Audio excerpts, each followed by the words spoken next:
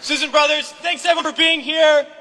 We're from the organization March Forward, and we're here to say to all those serving in the Army and the Marines and the Air Force and the Navy that you have the absolute right to refuse to take part in these criminal wars, and that's a right that all of you should exercise. You have no reason to go put your life on the line and kill and die for profit.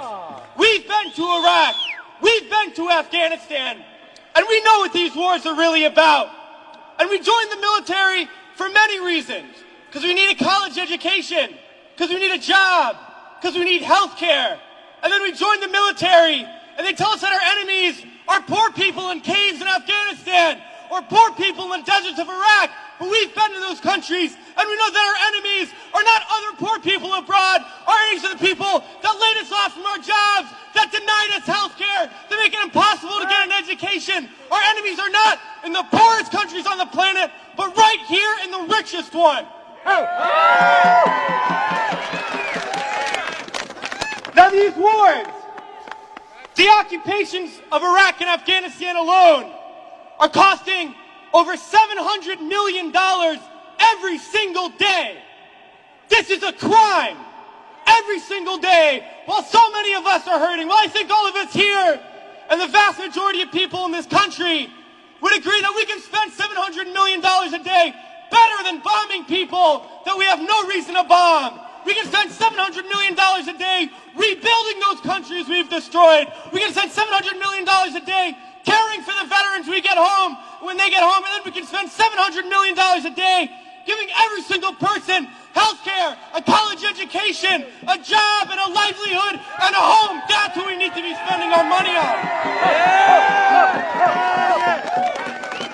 But this government is not going to do that. They're not going to use the money in that way. They're not going to end the wars. And they're not going to do it because it's not our government. It's their government.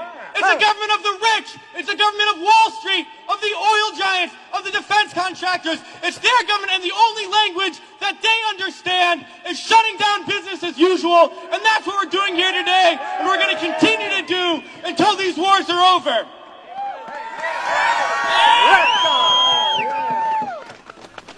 Well, it's crystal clear now that these wars are going to continue and expand and go into other countries. That is the trend. That is what we know, that there is perpetual war, and it's only going to stop if the people stand up and stop it. And that's what we're going to do, sisters and brothers. And a lot of people ask me, what do we do? Because we all know things are bad. We all see the atrocities on TV. We read about it. We experience it. People always ask, what do I do? Because we always want to know what to do. Do we vote? Do we support a politician? Do we join an organization? What do we do? Well, I'll tell you what we do. It's simple. We fight.